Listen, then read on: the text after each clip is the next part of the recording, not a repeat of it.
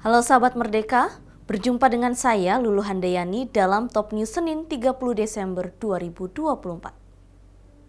Berita pertama, Presiden Prabowo Subianto sindir vonis ringan Harvey Mois. Berita kedua, Ketua Komisi 3 DPR Habibur Rahman menyebut Mahfud MD sebagai orang gagal.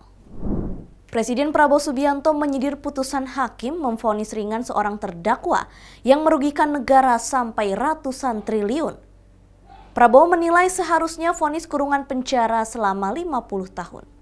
Prabowo meminta hakim untuk bersikap tegas dalam memvonis koruptor. Ia mengatakan seharusnya tidak memberikan vonis ringan kepada perampok uang negara ratusan triliun. Prabowo juga menyindir koruptor nantinya bakal mendapatkan fasilitas mewah. Ia meminta koruptor dijatuhi hukuman selama 50 tahun penjara. Dan saya mohon ya, kalau sudah jelas melanggar, jelas mengakibatkan kerugian triliunan, ya semua unsurlah. Terutama juga hakim-hakim, ya vonisnya jangan terlalu ringan lah.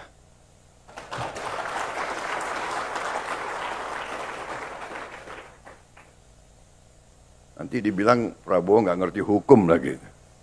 Tapi rakyat pun ngerti, rakyat di pinggir jalan ngerti. Ngerampok triliunan, kalau triliunan, ratusan triliun. Vonisnya sekian tahun. Nanti jangan-jangan di penjara pakai AC, punya kulkas, pakai TV. Tolong Menteri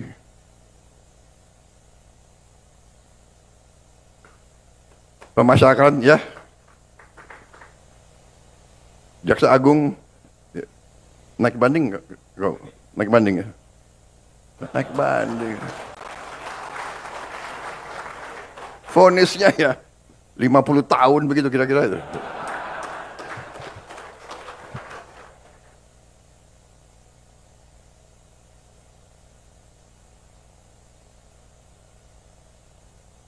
Kita semua, mari kita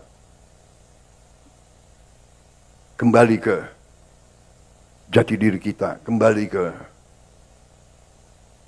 17 Agustus 45, cita-cita pendiri bangsa kita. Saya tidak mau nyalahkan siapapun, ini kesalahan kolektif kita. Mari kita bersihkan.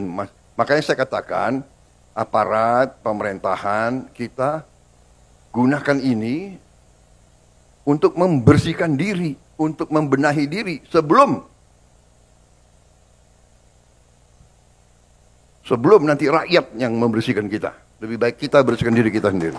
Ketua Komisi 3 DPR Habibur Rahman merespon pernyataan Mahfud MD soal ide Presiden Prabowo Subianto yang ingin memaafkan para koruptor.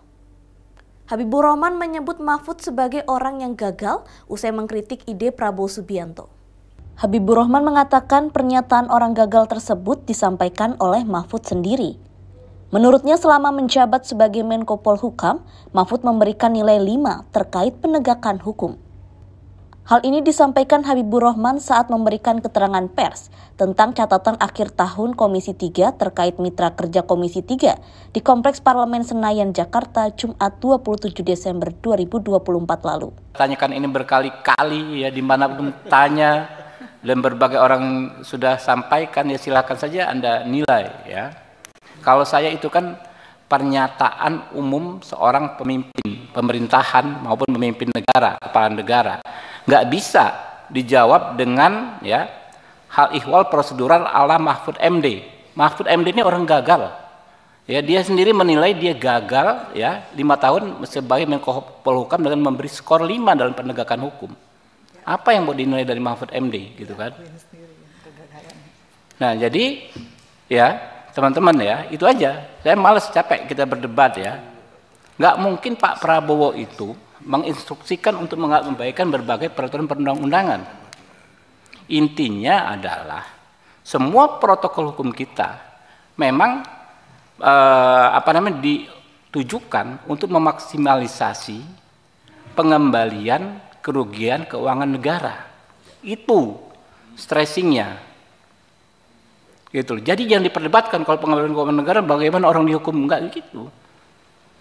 Kita ini memperdebatkan hal yang remeh-temeh tapi melupakan hal yang paling substansi dalam pemberantasan korupsi.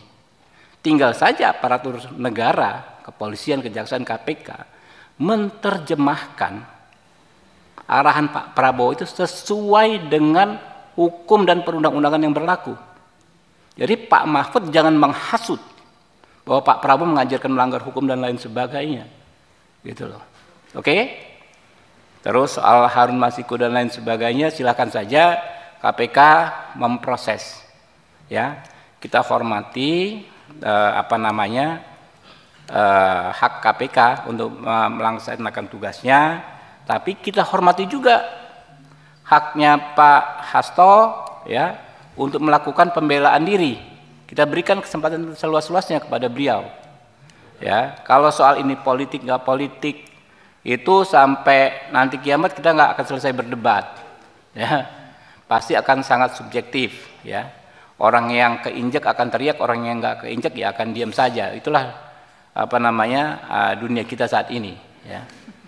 Tapi kalau aturan nanti ditegakkan, yang dituduhkan maupun yang dibantahkan itu harus sama-sama ada buktinya. Itu saja.